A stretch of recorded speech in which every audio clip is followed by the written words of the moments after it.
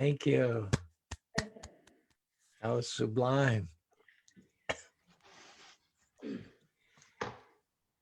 Okay, let's start in our gallery. Let's start with Kapil in the top left. Anything you want to share about this past week?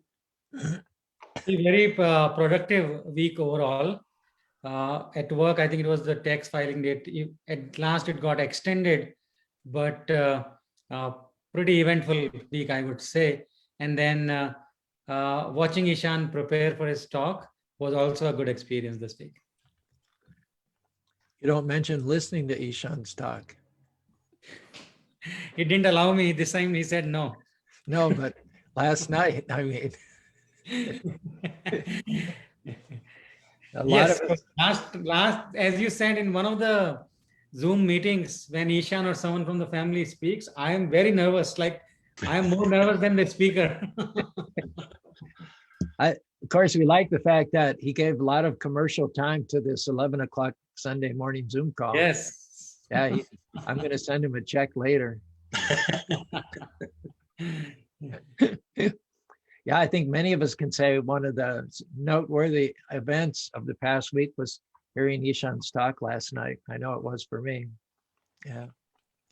Other than that, two of our members are gone till May the 12th on a personal mission, family business. So I'm doing a lot, deity worship, a lot of cooking, in addition to the preaching, in addition to doing the wholesale color business. So I'm earning my pay, which is zero. And worth every penny of it. I don't know how to take that, Govinda Dev. Joking. Suravi, do you have anything to share from the past week? I'm absorbing myself with all the good stuff on YouTube I find and all that stuff. But other than that, I got my first vaccine shot. My husband, he got second, and he's down with fever and body ache and all that stuff for 2 days now. The second one knocks you down, that's for Yeah. sure. But that means it's your immune system's working, I think. Yeah. That's good. That's good. Pavana, anything to share from the past week or so? Pretty quiet, peaceful, no clients having seizures. It was just, it was just an average week. So when clients aren't having seizures, then Aren't having seizures in my office. yeah, right? you're glad. You're glad. Getting the paramedics in, yeah, all that. Govinda Dev, I know that you're away in Sedona. How's it to be back now to the grind? Well, the grind, as you know, it kicks in right away. And yesterday, I went into the office. I had a lot of things to be catching up on, and it was a total disaster. I don't, sorry, I don't usually like to wax negative, but I was supposed to have a Zoom meeting first thing in the morning that would go for an hour, and it took 4 hours. Ooh. And after that, there's a devotee who is not in he's out of state. And I had gotten involved in helping him out with a problem. I spent several hours working through some difficult issues with him. Then I slipped away to go to my grandson's basketball game, and he got very badly injured. Didn't have to go to the hospital, but he limped off the court. And I was just feeling very kind of spent. I didn't get to do any of the work that I had intended to start doing at 8 o'clock in the morning. And now it's like 2 o'clock. I went back to the office and I just moped, basically. I did a little better than that, but I almost said, I'm just too wiped out. I'm not going to go to the temple tonight. I won't, I'll be all right. I won't go. But so I went, and it's always like this. And I've mentioned this before. It was almost instantaneous to come into the temple, to be in the middle of Arti. The spiritual mood is so wonderful. And that was great. And then I thought Ishan delivered a really exceptionally good talk. And I'm thinking to myself, this boy is in high school. He's not a boy, he's a man, but he's in high school. He's delivering such a well-prepared, well-organized talk, and delivering it with such poise and with such subtlety. I mean, it was such, and I was really lifted. Thank you, Ishan, by that talk. And then beautiful kirtan, prasadam, association with devotees. And I thought to myself at the end, what was I thinking? That I would let the entanglement that had overtaken me with all of these little issues, that would prohibit me or cause me to not want to go to the temple. So I am so grateful that the temple's there, that the devotees and such good friends are there, and the association. It was just like the whole day had been erased, and that was good. So all the rest of my week was just kind of inconsequential. Yesterday, I really learned something. Hare Krishna. When you don't feel like going to the temple, that's when it's most important to go, because you make the greatest surrender and you get the most reciprocation. Good story. We'll go down to Rob and then Rakesh, and then bring full circle back to Amrita Sundari for reading the verse and commenting. Anything to share, Rob? Good morning, Prabhuji. Good morning. Good morning. It was a fairly mellow week, just kind of getting into the groove with this new job and figuring things out. I was able to attend Kirtan with Bhaktamatsu on Thursday, which was great. It was a small crowd, just a few of us, but it was still really good and very powerful. And I came away feeling pretty excellent. There's Bhakta Edgar that I give a ride to that, and was able to have some pretty inspiring conversations with him and share some of my own life experience and talk about some incredible bhakti philosophy. And then Saturday was, like Govinda said, like I was blown away by Ishan's presentation. It was very excellent, and as usual, perfectly timed for the things that I need to be focused on. So I'm incredibly grateful for that. And it's very inspiring to see someone so young, so articulate and well-versed in the bhakti philosophy. And today is looking like another excellent day, and I hope to attend the Kirtan at the Liberty Park later on. Nice. Before Irshan gets too swell-headed, Sankaracharya took sannyas at 12.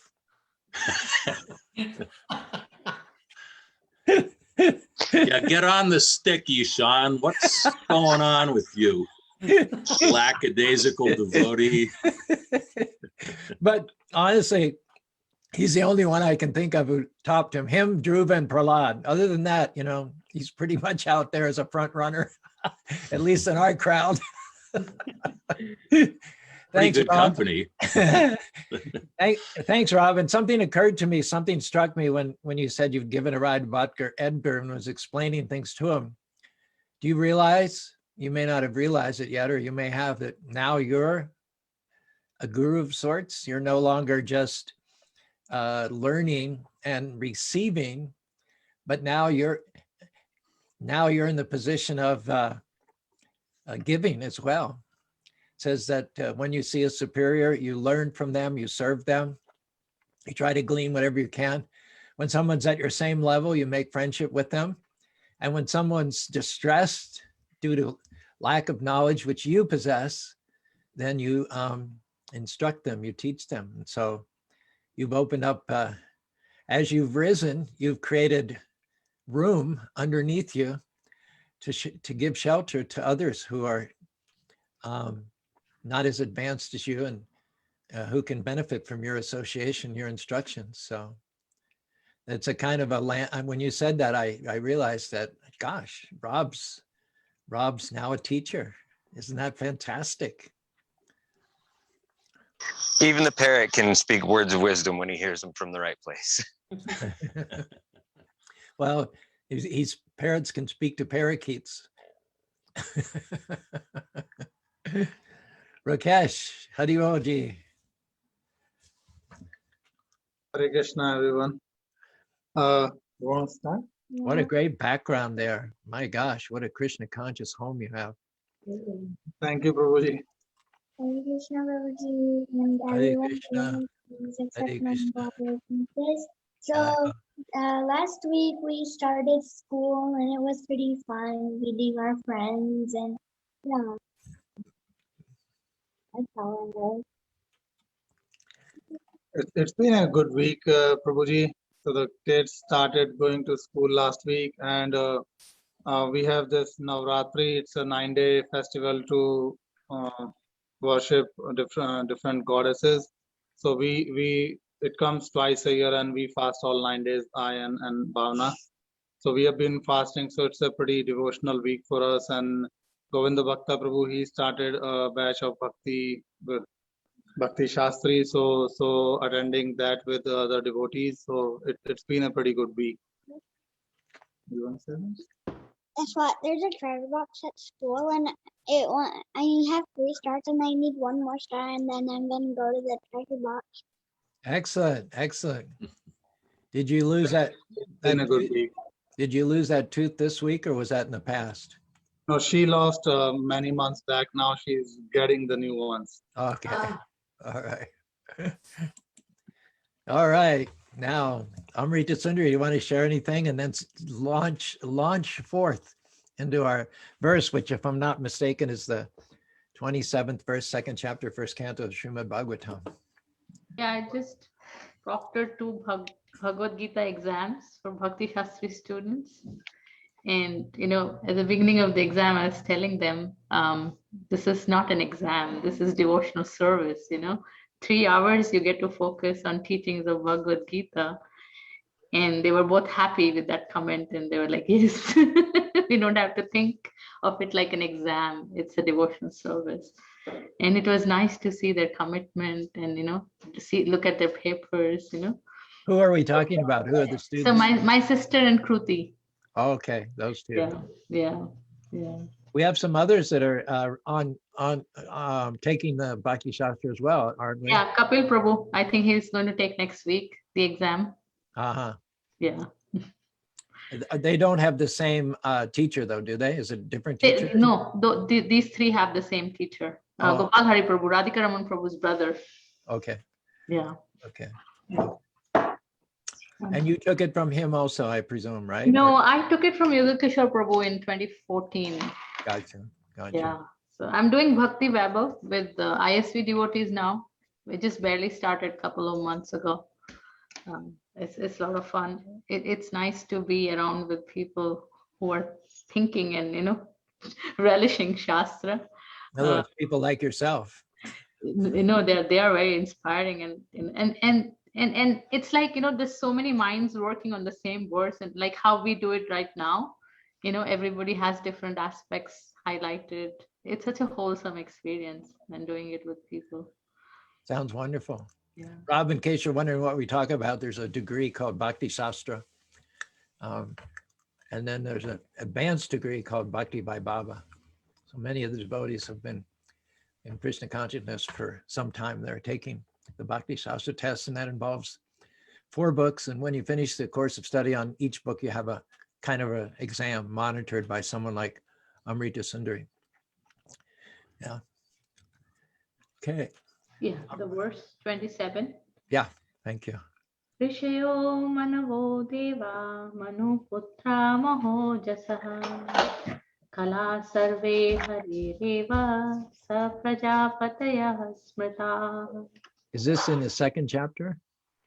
Oh, I'm sorry. I think I flipped to the 3rd chapter. Okay. I'm sorry. This is what my book says. You had us going there for a moment. I'm sorry. Rajastama prakritaya shamashila bhajanti vai pitrabhuta prajeshadin shriyeshwarya prajesavaha. Those who are in the modes of passion and ignorance worship the forefathers, other living beings, and the demigods who are in charge of cosmic activities, for they are urged by a desire to be materially benefited with women, wealth, power, and progeny. Should I read a couple of lines of the purport? Yeah, please do, as much as you like. Translation and purport by Srila Prabhupada Ki Jai. There is no need to worship demigods of whatsoever category if one is serious about going back to Godhead. In the Bhagavad Gita 7.20 to 23, it is clearly said that those who are mad after material enjoyment approach the different demigods for temporary benefits, which are meant for men with a poor fund of knowledge. We should never desire to increase the depth of material enjoyment. Material enjoyment should be accepted only up to the point of the bare necessities of life and not more or less than that. To accept more material enjoyment means to bind oneself more and more to the miseries of material existence. More wealth, more women, and false aristocracy are some of the demands of the material disposed man because he has no information of the benefit derived from Vishnu worship. By Vishnu worship, one can derive benefit in this life as well in life after death. Forgetting these principles, foolish people who are after more wealth, more wives, and more children worship various demigods. The aim of life is to end the miseries of life and not to increase them. Comments? I mean, this is just so true. And, anytime, say you buy a home, you want a home, so you buy a home, but then you're entangled. You have to pay the mortgage, maintain it. Everything comes with a baggage.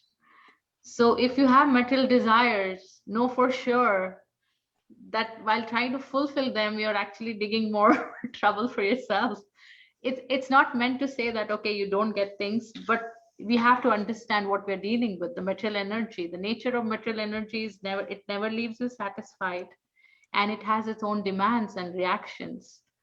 And we see this very much in India, that we have different demigods we approach for different kind of problems and their solutions. But then Krishna or Vishnu, even when you approach him for material problems, he gives you the purification to get over the desires for those material needs.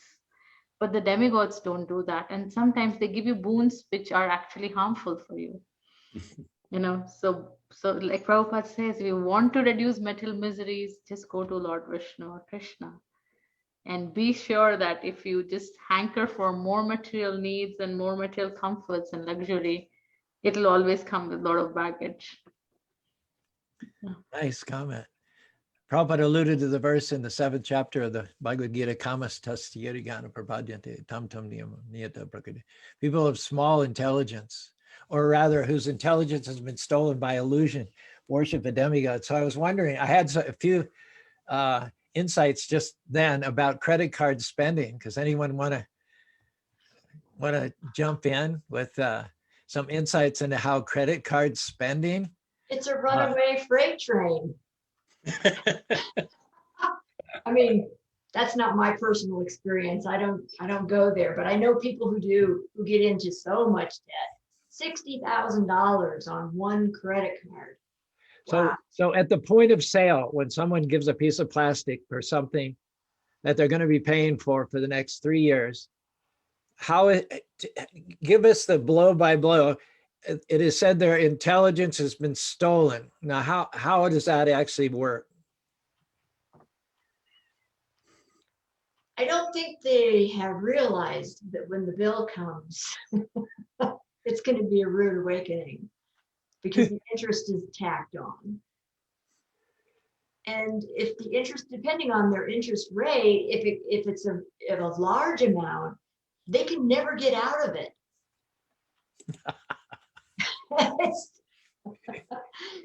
Right? It's a trap. Is it fair to say, Govinda Dev, I know you laughed particularly hard. Is it fair to say that you're voluntarily becoming a slave of the lenders?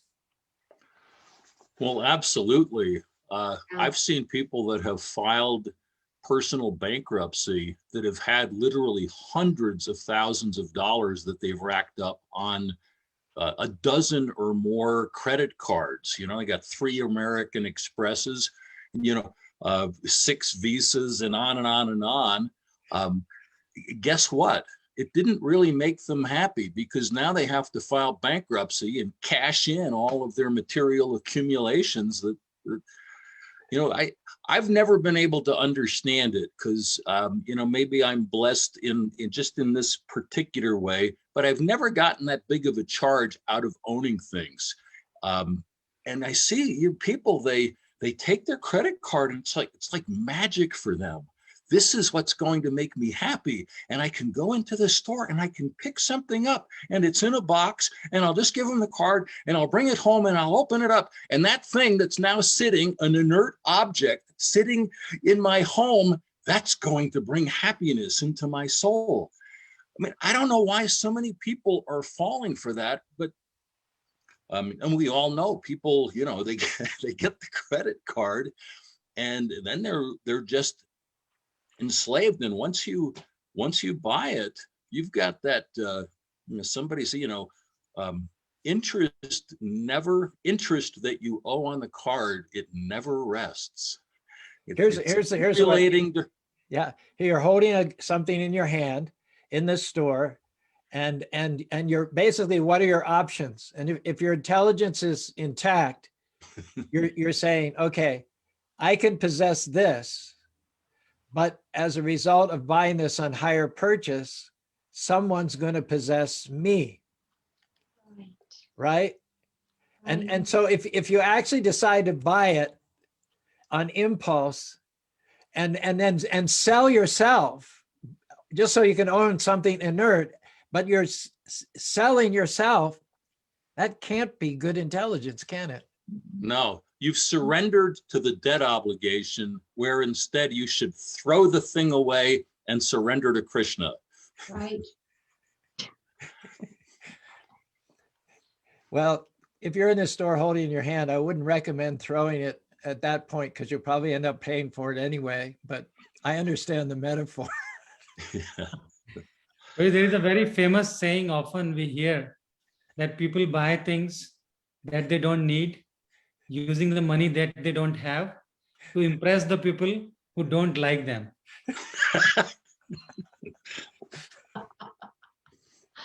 Oh my goodness.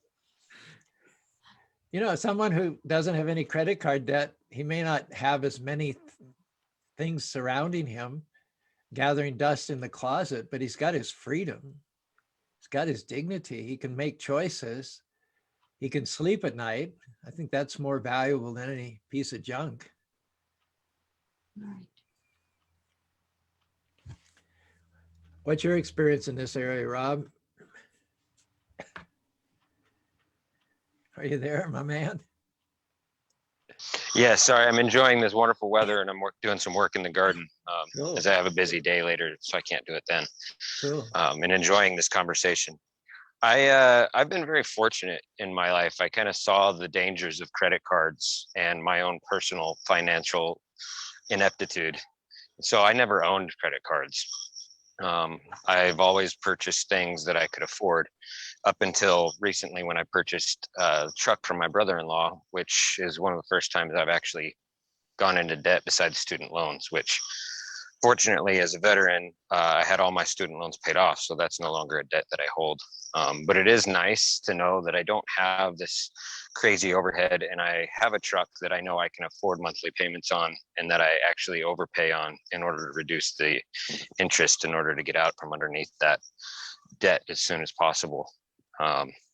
So I'm pretty fortunate in that. But as far as like buying things you don't need with money you don't have to impress people that don't like you is so incredibly accurate. In fact, that was what the discussion I was having after the service yesterday when eating prasadam was, you know, the fact that we're always trying to gain acceptance through material means, when in actuality we'll be more easily accepted the less material items we use in order to gain that acceptance. The more genuine we are, the more true, the more loving, the more accepting we are, all things that we can acquire without material gain is what will ultimately create a greater sense of acceptance, both from especially devotees, but also from Krishna and the peers that we should be associating with and not the ones we shouldn't be. Yeah, I guess it's not only the illusion of the material thing making you satisfied, but a lot of people buy stuff they don't need because they want to try and impress people, isn't it? Exactly. But what can people really do for you? I mean, if you do end up having more than they have, then they'll just try to stab you and they'll just try to criticize you and run you down. They'll be jealous and envious of you. So by working hard and going into debt to accumulate something that your neighbor has, you just made an enemy. That's all. You didn't make a friend. I remember the example in the Bhagavatam. The bees, they go into these holes. You know how bees have holes in their hive. They go in the holes. There's a big race. Because there's limited number of holes and there's a lot of bees. So the bees that get there first, they stick their bodies in the hole and they start drinking the honey. And once a bee's got in a hole, it's stuffed up. No other bees can get in. So the bees that can't get in, that didn't make it in time, that are outside, they're frustrated. And so they're stinging. There's the bees that are drinking the honey on the one end, they're getting stung by the other bees on the backside.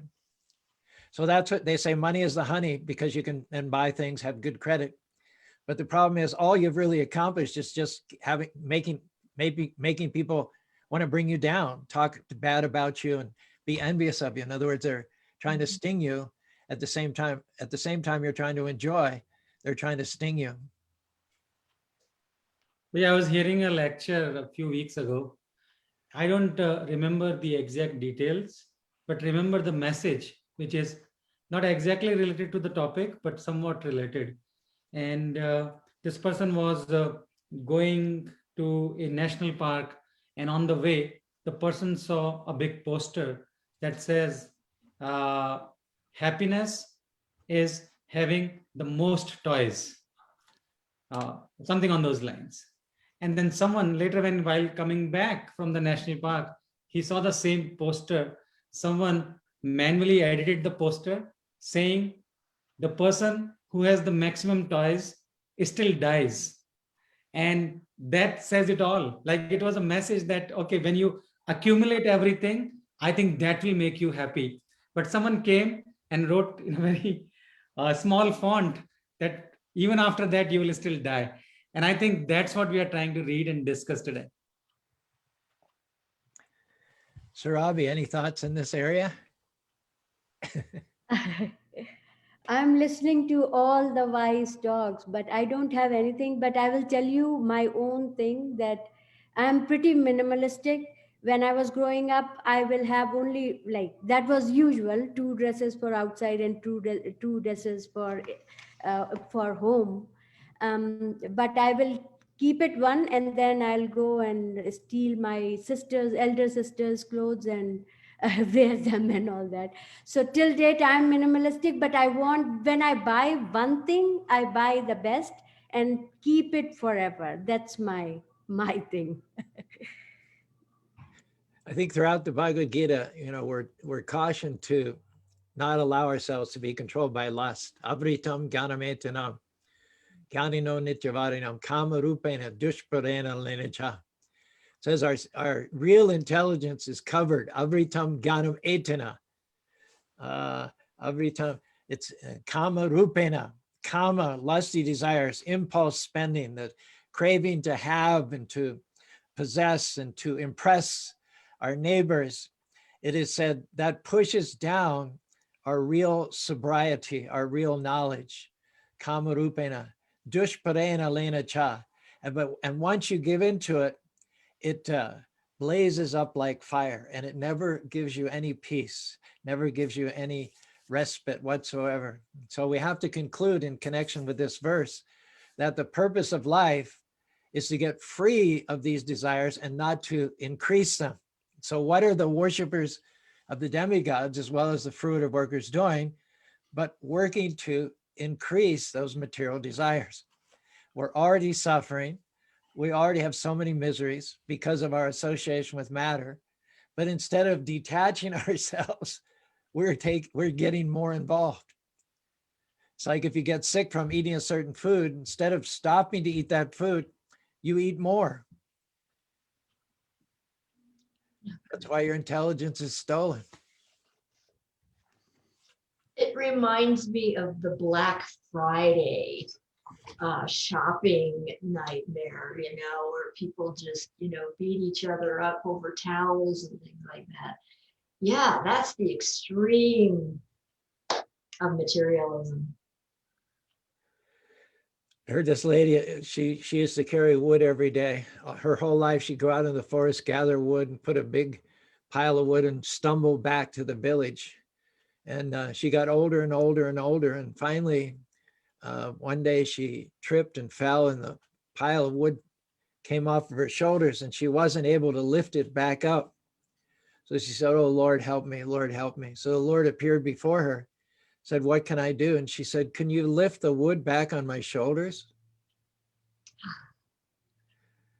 Imagine the Supreme Personality of Godhead appearing before you, and you're so conditioned to your misery and suffering, you ask him to lift your burdens. Instead of taking them away permanently, eternally, you ask him to put them back on your shoulders. Isn't that what the materialists like? Because they even take more trouble to worship the demigods. It's more expensive. The pujas to the demigods are more elaborate than to Krishna. But aren't they just asking Krishna to put more burdens on their shoulders? Are we right or wrong?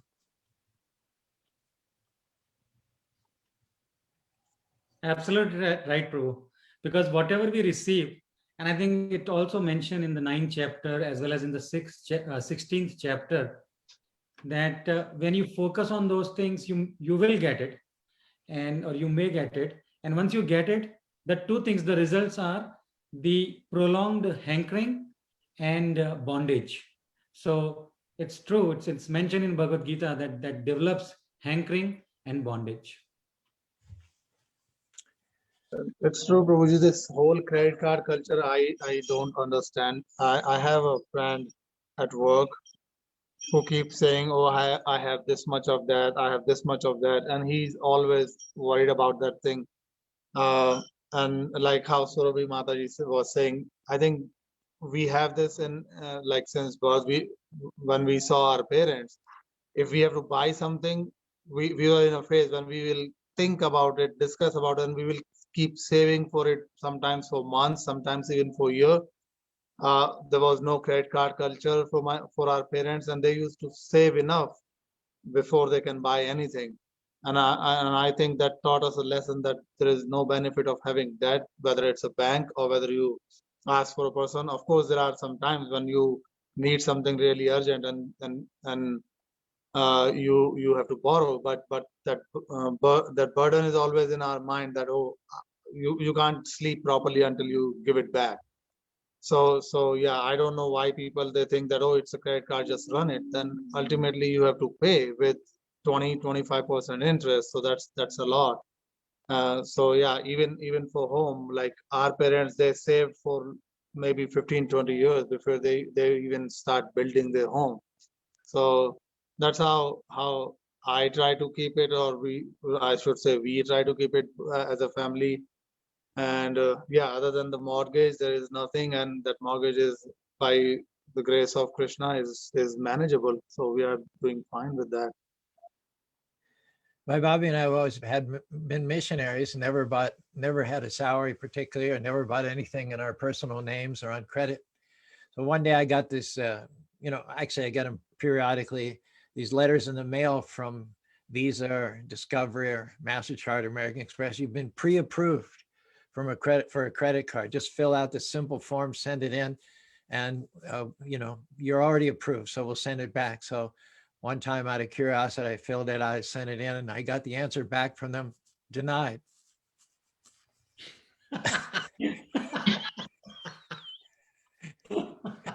That was Krishna's blessing. Well, you have to establish a credit history. And if you don't have that, then you really don't exist in the material world. That's You correct. have to have a track record of borrowing money and paying it back so that they know that this person, when they get our credit card, they'll go out and buy something that's meaningless, but we know that they'll pay it back because they've proven that they will do that. So that's my advice. They've proven. And this whole credit history thing is so painful for a person like us when I first came in here. So my salary didn't start until I have this SSN for almost 45 days. So I had some advance. And then I came to know, oh, everybody needs a credit score here. So you better get some credit card. And if I go to any credit card, they are not going to give me because I don't have a credit score. And then how can I build a credit score? You have to have a credit card. So it's like a circle. So I was working like as a contractor for Discover Credit Card Company. So they gave me without a credit score because I was working as a contractor there. So that's how I started building my credit history. But yeah, it's so true. If you don't have a credit history, you don't exist in this material world, especially in this country. You have to prove that you lost your intelligence a long time ago and you have no intention of getting it back. Bro, see, working for a bank, I'm not exactly opposing the uses of credit card, and I should not, because whatever the examples that we give, we build our credit here and then were able to buy things that we wanted at some point. But the point here is, when you swipe the card, there are three ways to swipe the card. You can swipe the card in the mode of goodness, you can swipe the card in the mode of ignorance, or in the mode of passion. So it's which mode you are swiping. I think we can debate that, but not the swipe itself.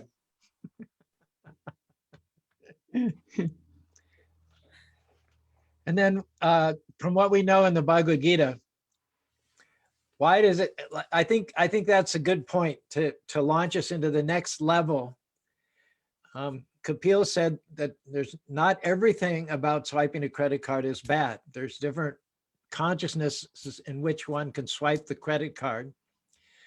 So how do we tie this verse in? Yagnartat kamano yokoyam tadartam kamane mukta sanga samachara. Verse is actually saying what Kapil says. It says it's saying it's not telling us not necessarily to spend, nor is it necessarily telling us don't do deficit spending, but it's talking about who should be the beneficiary. Can anyone want to elaborate on that? And how by acting in that mode, we don't lose sleep, we don't become enslaved, actually become freed. Probably like if we keep Krishna in the center, that's what I think. Like if we are buying things, and probably to some point we try to do that. We have that thing in mind. Like if I'm doing a grocery and I see some new fruit coming in the season, I'm like, oh yeah, let's take it for Krishna. We'll offer it. And even if we have like buying things like clothes or even celebrating any festivals, the deity that we worship, our Laddu Gopal deity, we celebrate his birthday. We don't celebrate ours though, but we celebrate his birthday and any big festival like Holi and a festival of lights or other festivals that we do, or even Christmas. Our deity, he gets his gifts. He gets his new dresses or his gifts, his toys. So I think that thing which we have in our mind, that even our day-to-day things that we are buying or doing things, we are trying to remember the lordship and keeping him in the center. That keeps us in check, that oh, we are not getting too puffed up or too materialistic, and keeping that thing in mind definitely helps us. Whoever's the end result, for whose benefit the expenditure is made, that's the one that gets bound up. And so if our expenditures are in favor of Krishna, then we remain unattached and free from bondage. However, I would still caution one not to do a lot of credit card spending for Krishna, because Krishna can wait too. He's in no hurry. You're Yeah, that's true. you're saving up the money to buy something for Krishna is also as probably better devotional service than you're having to pay back for something that you already gave to Krishna. Here's a question.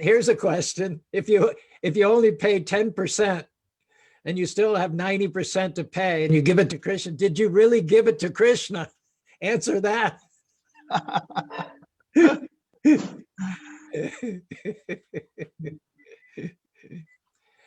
I think what debit card is the way to go. Look at Alfred Ford.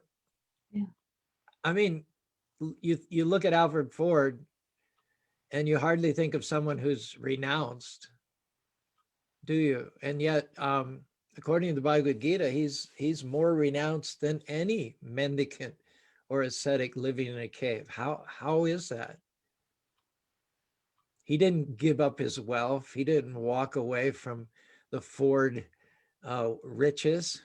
He used them to serve Krishna. He's got between 10 and 20 million dollars, I think, in the Mayapur project. So isn't that renunciation the highest order? Indeed, Prabhu. Indeed. I think your example summarizes it, that I get $100, I paid 10 for Krishna or donated in charity, and then kept 90 for myself. Is that like, am I really giving to Krishna? Whereas someone at that magnitude, when you invest, not only as we said that in the Krishna consciousness, you are investing and you are not only doing it for this generation, but for the generations to come. Excellent.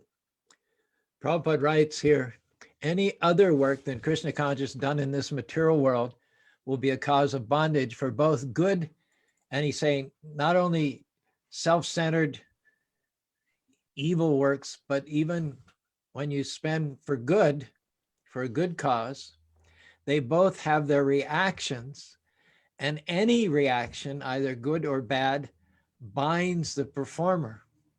Therefore, Prabhupada said one has to work in Krishna consciousness to satisfy Krishna or Vishnu. I lost my place here. And while performing such activities, one is in the liberated stage. That is the great art of doing work. And in the beginning, this process requires very expert guidance. Which is more renounced, someone who gives away his fortune and goes off to live in the forest, or someone who spends his fortune to print books or establish temples, sponsor festivals? Raghunath Das Goswami also, he spent, initially at least, he spent a lot of his inherited wealth to feed the Vaishnavas. Lord Nityananda's first command to him was to sponsor the Chip Rice Festival there in Bengal, and he spent liberally to feed all the Brahmins and the local population. If you have wealth, spend it for Krishna. That way you won't be bound, you won't be enslaved by others. And that is the whole premise of the 5th chapter of Bhagavad Gita, because that's where Arjuna asked a question that you initially told me to renounce the work, and now you are asking me to act and action in Krishna consciousness. Can you now tell me among these two, which one is more conducive? And Krishna says that both are good, but since you're asking me the better one, obviously actioning in Krishna consciousness or God consciousness is better than renouncing it. Ishan, do you want to look up this verse here? You have a Bhagavad Gita, 6th chapter, first verse. Maybe Ishan can read that and make a comment for us. Yes, Prabhu, we have it open.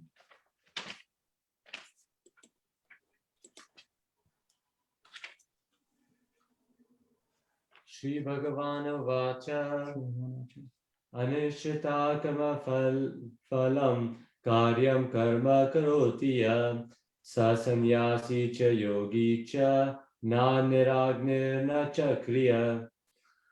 The Supreme Personality of Godhead said, one who is unattached to the fruits of his work and who works as he is obligated is in the renounced order of life, and he is the true mystic, not he who sees light, no fire, and performs no duty.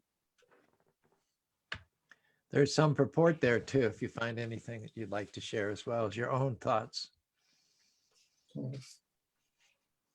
In this chapter, the Lord explains that the process of the Eightfold Yoga system is a means to control the mind and the senses. However, this is very difficult for people in general to perform, especially in the age of Kali.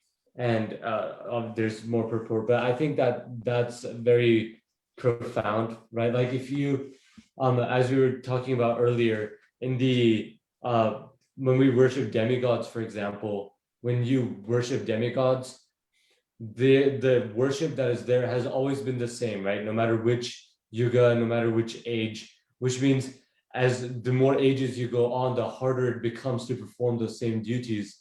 Whereas in Krishna consciousness, when you're talking about Krishna, it becomes easier every life, right?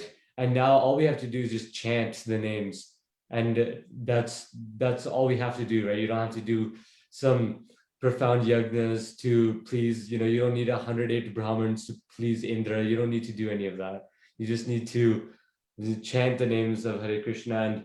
And obviously doing that means that you have a lot more time left. If all you have to do is chant, that means you have a lot of other time. And if you use that other time also remembering Krishna and working for Krishna, then that's much better than giving up everything, which is something that was made for practice, ages ago. So some people say that the demigods are part and parcel of Krishna. So when you satisfy the demigod, you also satisfy Krishna.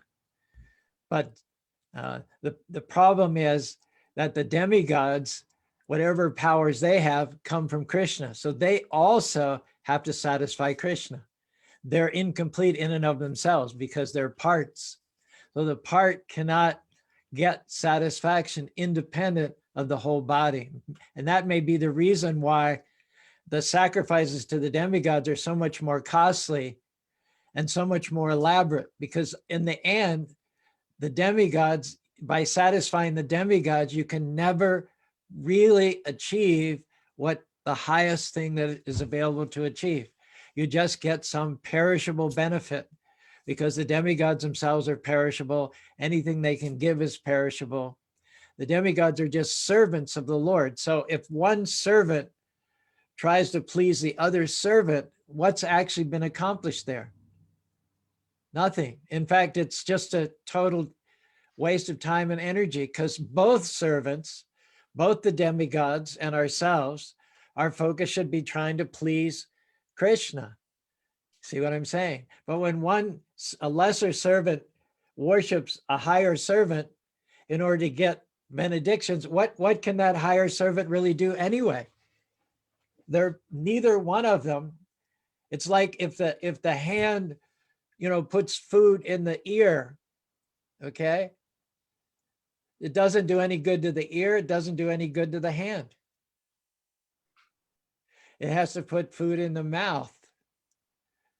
You might say, well, the mouth, the nose are also holes. The ears are holes. We also have other holes. So what difference does it make what hole you use? Similarly, people say, what difference does it make whether you worship God or the demigods?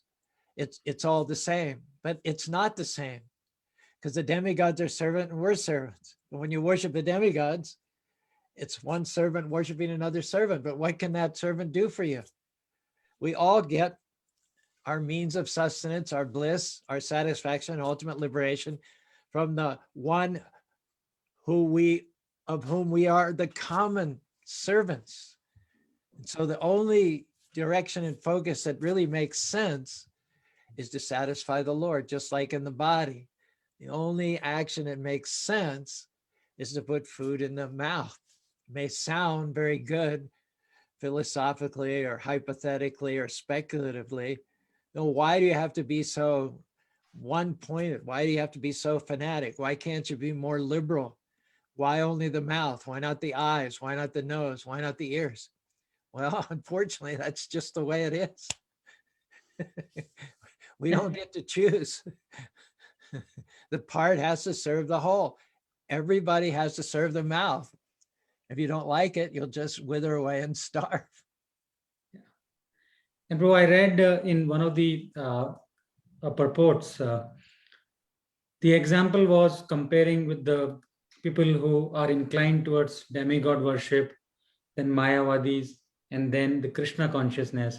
And I loved the analogy. It was a very simple example given in the purport that in that process, the focus is finding the root. And in our process is nurturing and watering the root. And that, I think, explains the power of our philosophy, the benefits that once you know the root and you water it, I think that's when you derive the benefits. And I think 2-3 weeks ago, we did discuss the same topic. It is a very touchy topic when we start talking about it and among some of our friends and family members. And no one is saying that we need to disrespect, right? It's not, the concept here is respect versus worship, and doing it by knowing people's position. Bhagavad Gita, Krishna says that even if you do in this manner, you worship me, but you do it in an incorrect, indirect way. And then Prabhupada take it to the next level by explaining it in the purport, making easy for us that the elevator versus the staircase example. And now that's our choice, and that talks about the intelligence. William Griffith over here on Facebook has just nailed it. Yukta Vairagya. He's quoting from Los Angeles. William Griffith mentions in the comments that Rupa Goswami says that as long as we are in this material world, we have to act. We cannot cease acting. Therefore, if actions are performed, the fruits are given to Krishna. That's actually anashaktasha visham yataram upachan nirbandha Krishna sambandhe yukta vairagya uchate. That's exactly what we're talking about. 3 cheers to William Griffith. Found our highest reference coming from no less a personality than Rupa Goswami. Govinda, I know that you have something to say now, so please say it. A couple of quick things. Thank you. First is that in the Western world, the monotheistic traditions here, we don't have demigods, and we don't really have a monist philosophy. So all of the discussion about avoiding the pitfalls of those things, I think is philosophically very interesting, but it would never occur to me to do anything other than to worship the Supreme Lord. He's asked us to do that, so why would we? I mean, it just seems completely unintelligent to direct your worship anywhere else. My other thought is, I go to Bikram yoga where they put the temperature up to 110 degrees, 30% humidity. It's very, very uncomfortable there all the time, but you learn to control your mind sufficiently so that you're just not like you do when you start out, or at least I was. You're just saying, I can't believe I'm doing this. Why would I go in? This is so, but you learn how to do it. And what they teach you is, if you can learn to control your mind in these adverse, difficult circumstances of Bikram yoga, the rest of your life will be a piece of cake. I mean, that's not fully true, but I think the principle is the same. You ask the question, do you want to go out and meditate in a forest, or are you going to continue to carry on with your duties in the material world? I think the answer is, as Kapil Prabhu said, in 5th chapter of Bhagavad Gita, you practice karma yoga and you learn that all of the various activities that you do them as an offering to the Lord. And it's much easier when you're chanting to get completely absorbed in in Krishna consciousness. That's the only thing you're doing. But if you have the difficulties of your own life and you can learn to do it there, well, then you've really, really deepened your level of devotion. Exactly. Stretching your faith, getting out of your comfort zone. Surabi, are you there? Yes, Prabhuji, I am here. Okay, I'm going to ask you a question. And I'll give you all the hints you need. Uh-huh. Let's see. When Krishna was on the planet, he showed through one very well-known incident why he would prefer us to worship the Supreme and or his paraphernalia, such as the cows, over and above traditional worship of the demigods. For 1,000 Krishna brownie points, what was that pastime? Dudum, dudum, dudum, dudum, dudum, dudum, dudum. I'll give you another hint. As a result of that pastime, he ever after became known as Giridhari. Oh, is that we go and take parikrama around that in the Vrindavan? Yes, yes, Holding the mountain on his one finger and protecting all the gwalas and the whole Vrindavan. exactly. And why did he have to hold up the mountain to protect all the inhabitants in the first place? Just because Indra was threatening, and he said, he told his dad Nanda that why are you worshipping him over me and all that stuff. Exactly. Prabhupada says that when Krishna was personally on the planet, he stopped. His father had been worshiping Indra and his father's father. It's a traditional worship that had been going on for who knows how long. And Krishna stopped the worship of Indra, which was traditional and which was annual. And he's pointing out to us that worship of the demigods for material gain is actually a perversity of religion, because religion is not meant to entangle you more in the material world. Properly executed religion is meant to release you from the entanglements of this material world. It's not meant to increase your affluence and opulence, but systematically divest you of it. And doesn't mean you necessarily just give everything away to the poor and go live in a cave, but it means that whatever you have, you become renounced by using it in the service of Krishna. And that way you're no longer the enjoyer, but you are the servant, and Krishna gets the reactions and you get free. In the 5th chapter, I think, as Kapil pointed out, it says, Aham hi sarva yagyanam bhokta chaparare iti mam yobina tatvenatvaschamantite. Krishna says, I am the only enjoyer and object of sacrifice. And those who do not realize this fall down. Well, truth is, we've already fallen down. We're in this material world. But if we don't do yajna by Vishnu, we remain not only fallen, but we even get more and more fallen by worshiping the demigods in order to enrich ourselves materially. Britta from Ogden says, oh, I love you said that religion is not meant to attach you more and more to this material world. It's to help you detach. Exactly. Prabhupada concludes here by saying there is only one religion in the world to be followed by one and all, and that is Bhagavad Dharma, or the religion which teaches one to worship the Supreme Personality of Godhead and no one else. The results achieved by the demigods' benedictions are perishable, because within this material world, the planets, the demigods, and their worshippers are all perishable. Therefore, it is clearly stated that all results achieved by worshiping demigods are also perishable, and therefore such worship is performed by the less intelligent living entity. Because the pure devotee engaged in Krishna consciousness and devotional service of the Lord achieves eternal blissful existence that is full of knowledge, his achievements and those of the common worshiper of demigods are different.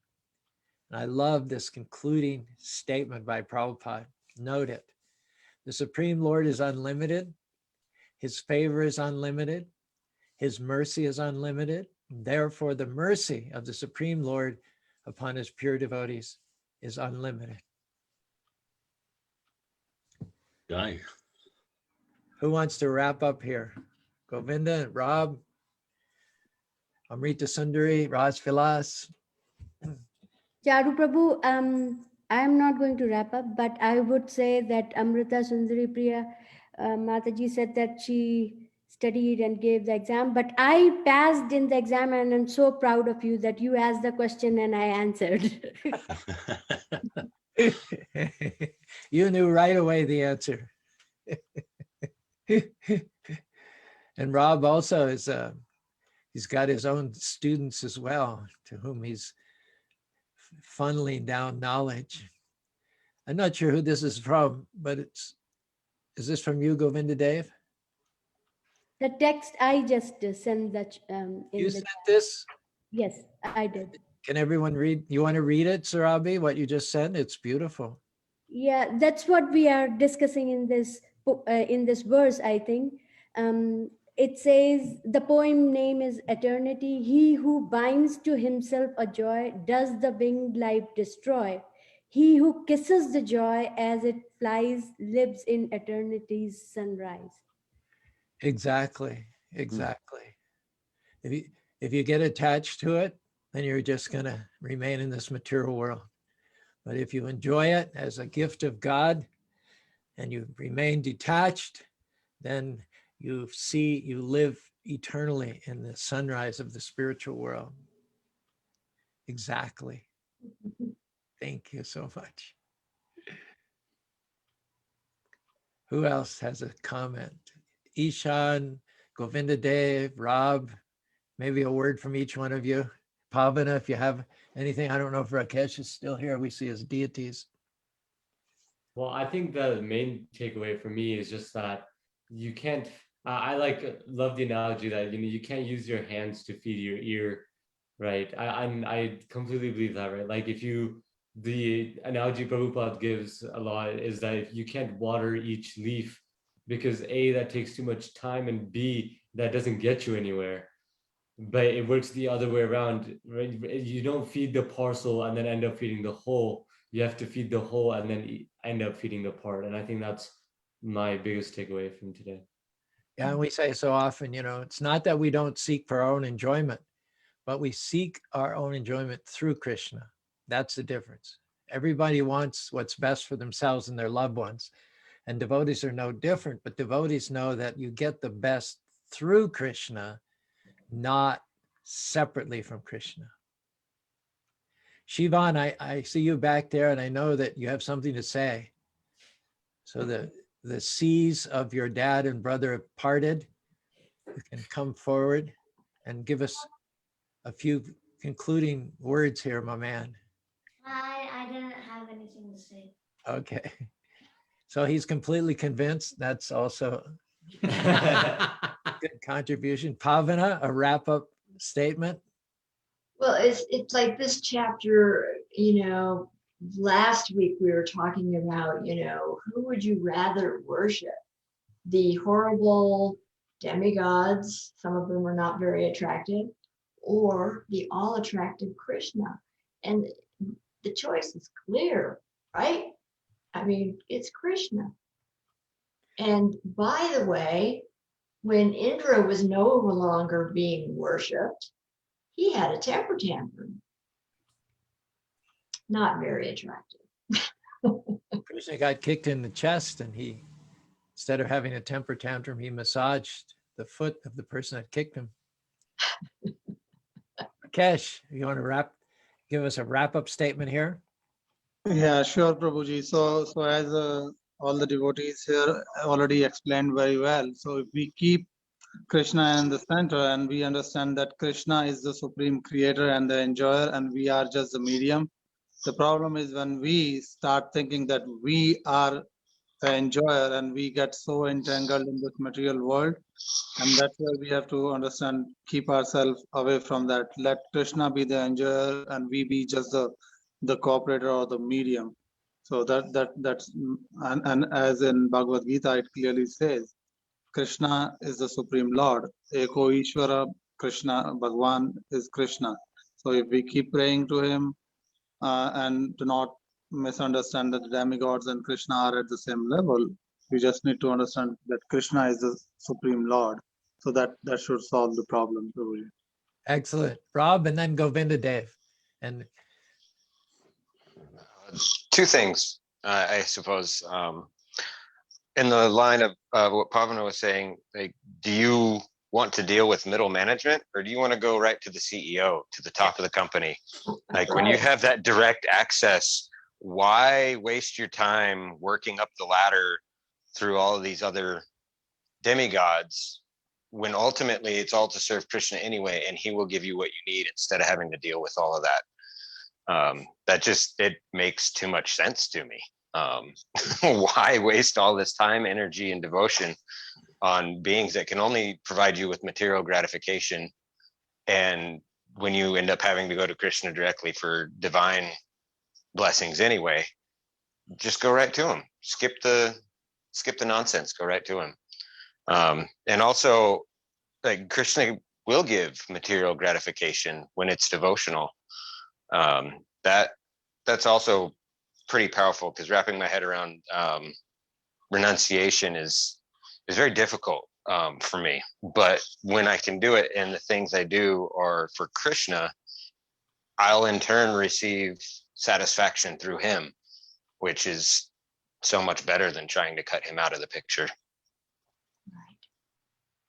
yeah, if you go off and live in a cave as a renunciate, what you've done there is if you've renounced using your talents and abilities for Krishna. So that's often described as false renunciation. Krishna gave you something and you're denying it, you're withholding it from Krishna by going off and living in a cave. If you like to farm like Rob and you farm for Krishna, that's much higher level of renunciation than being a farmer and not farming. It's like Arjuna suggested that as a fighter, he not fight. Krishna said, no. He said, in fact, he said, you can't not fight. You may go off into a cave, but you'll look for a fight. You'll find a fight. You'll see someone, some innocent person taken advantage of, and you'll, just by your nature, you'll defend that innocent person. And so you might as well go with your nature, but dovetail it. Krishna says, what can repression accomplish? Nice point, Rob. Govinda Dev, give us a final word and a kirtan. Okay. Well, first off, it's clear that Rob has moved into the teaching platform, because that was spoken with great authority, and it was very smart, because I believed every word of it. I'm very impressed right now that Krishna has been with me the whole time, always through thick and thin. Krishna is always there. And sometimes I'm not paying attention.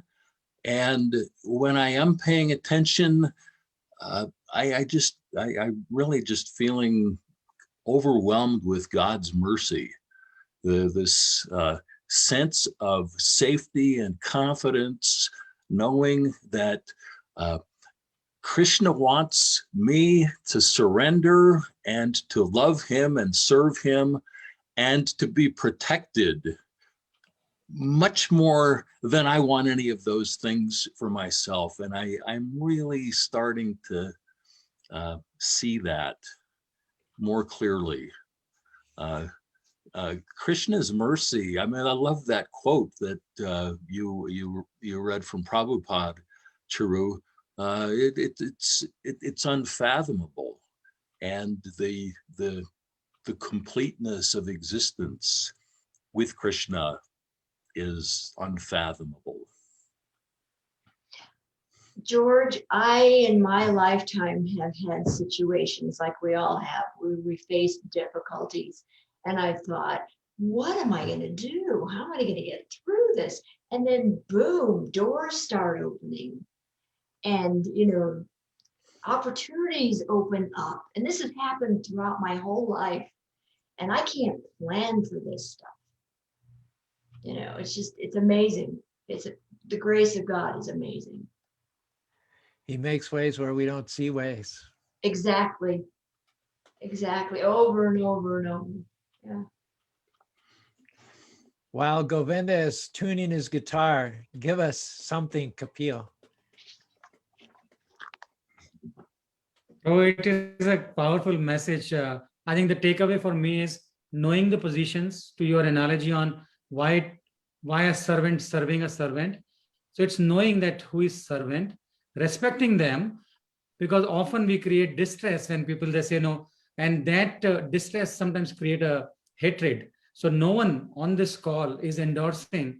What we are trying to say is knowing Krishna's positions, knowing Demigod's position, and then follow the process which is right, which is conducive not only for you but for the generations to come and for your next lives.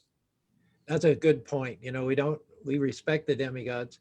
I heard a interview by Chaitanya Charan last night where he said that the opposite of an ordinary truth is false, but the opposite of a great truth is also a great truth as well. So the demigods are not to be discarded, overlooked, ignored.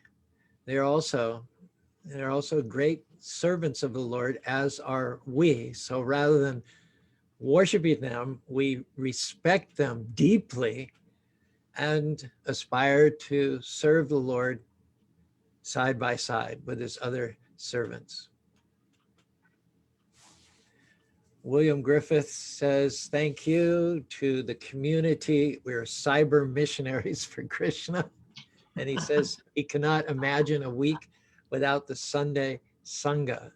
Elsewhere, he told me they watch it on a big screen TV. So there you go. And Nice. Britta also said, oh, comma, that is beautiful. We'll take that, Britta. We'll take that. Are you ready, Govinda Dave? Ready. A little nervous knowing there might be people watching this on a big screen. I can pull myself together. Your smile is made for the big screen.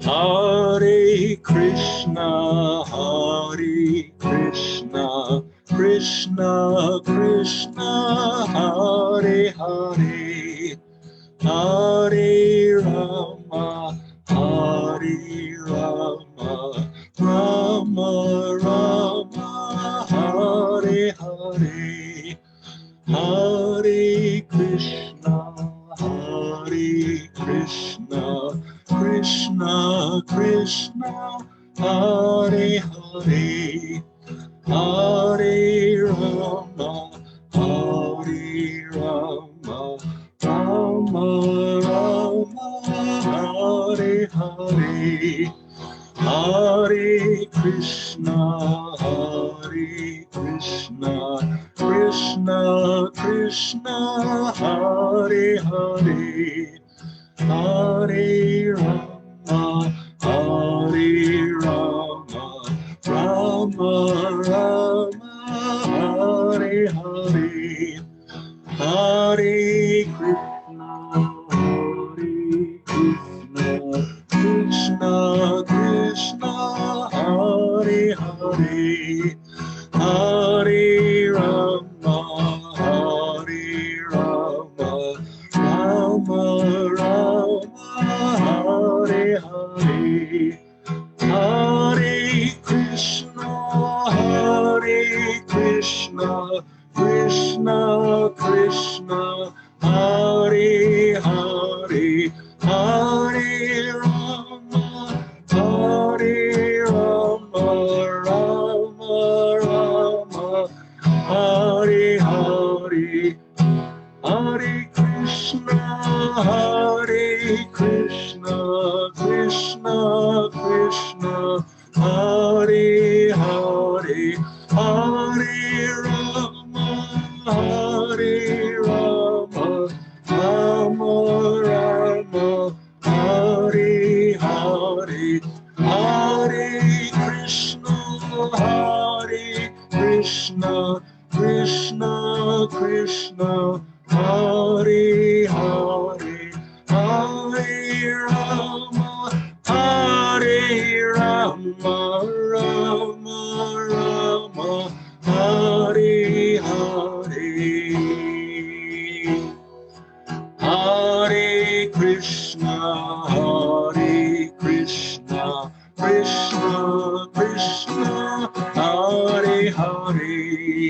Hare Rama, Hare Rama, Rama Rama, Hare Hare, Hare Krishna, Hare Krishna, Krishna Krishna, Hare Hare, Hare Rama, Hare Rama, Rama Rama, Hare Hare, Hare Krishna,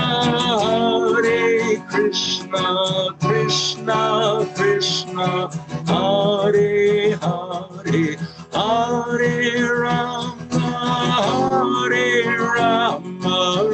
Rama Rama, Hare Hare, Hare Krishna, Krishna Krishna, Hare Hare, Hare Rama, Rama Rama, Hare Hare, Hare Krishna, Krishna Krishna, Hare Hare, Hare Rama, Rama Rama, Hare Hare, Hare Krishna, Krishna Krishna, Hare Hare, Hare Rama, Rama Rama, Hare Hare. I think you are perfectly acceptable to the big screen there. No worries, mate. Thank you, Hare Govinda. Thank you, Kapil, Shivan, Ishan, Pavana, Radhe Sham, Rakesh, as well as Rob and Surabi. And thanks to those who liked out there on Facebook, not only liberally commenting William Griffith and Britta, but we had Ted Kravos, Sham Sundar Das, A.C. Bhaktivedanta Swami, but the Sham is spelled S-H-I-A-M-A. So I don't know if that's the famous Shyamsundar Das, personal servant of Prabhupada, author of To Shoot a Rhino, or if it's another Shyamsundar Das, but we're honored to have you. Bhavana, Rakesh, did you know that your wife was watching from a different part of the house? Yeah. And Prashant Singh, thank you. And I think in wrapping up, we'll quote Surabi and William Brake, and then go to a nice statement that Britta wrote down on Facebook. Again, from William Brake's poem called Eternity, he who binds to himself a joy, does the winged life destroy, he who kisses the joy as it flies, lives in eternity's sunrise. And here we get from Bristol, we're talking about how renunciation consists in recognizing your talents and using them to honor God. We talked about Rob as an anointed farmer, and here's Britta revealing her mission, God-given mission, as a teacher. And from this, you realize she is a teacher through and through. She was put on this earth to be a teacher. She says, I had an amazing realization recently as a teacher. We often get all hung up on results, sort of in the nature of how we're judged. But I finally realized what Krishna meant by not being attached to results in the Bhagavad Gita. It's not about me. It's about showing up and doing my duty and not worrying about what happens after. I'm just there to do my duty. He knows what he is doing. It's not for me to decide what is best with what I'm doing. I am just a small brushstroke in the gorgeous Monet painting that he is orchestrating. I have just to show up and be that brushstroke. So I pray every morning to give him gratitude and ask to be a tool in his hands and nothing more. The results are in his hands. But I am a teacher, like you said, if you are a farmer, farm. I am a teacher, and I only ever pray to have the words from him, not me. Wow. And I would Wow. I would suggest, Brita, that Something else you need to do on the side, along with your God-given talent of preaching, is you need to write every day, because you are an amazing. I can't believe that you just whipped that off on the spur of the moment. I mean, every word is perfect. So teach and write, please, for the glory of God and the upliftment of the fallen conditioned souls. That about wraps it up. Thanks so much for being with us. 11 o'clock Sunday, we'll be back with a talk this evening. And again, Monday, Tuesday, and Wednesday, Srimad Bhagavatam, Motivational Monday, Transcendental Tuesday, Wisdom Wednesday. I also forgot to mention that Anjali jumped on our call just there at the end. During my Saturday evening talk last night, she made 44 comments. Wow. She asked if I got writer's cramp by answering her comments. And I said, no, I love it. I love it. I love it. The more comments, the better. So she didn't make any comments because she just came in at the end. But anyway, thank you, Anjali. Thank you, Britta. Thank you, William. Thank you for, you're all so talented. God has blessed all of us so abundantly. And our prayer is just let us use what God has given us, give it back to him. Hare Krishna, Krishna Krishna, Hare Hare, Hare Hare, Hare Hare Rama, Rama, Rama, Hare Rama, Rama, Hare.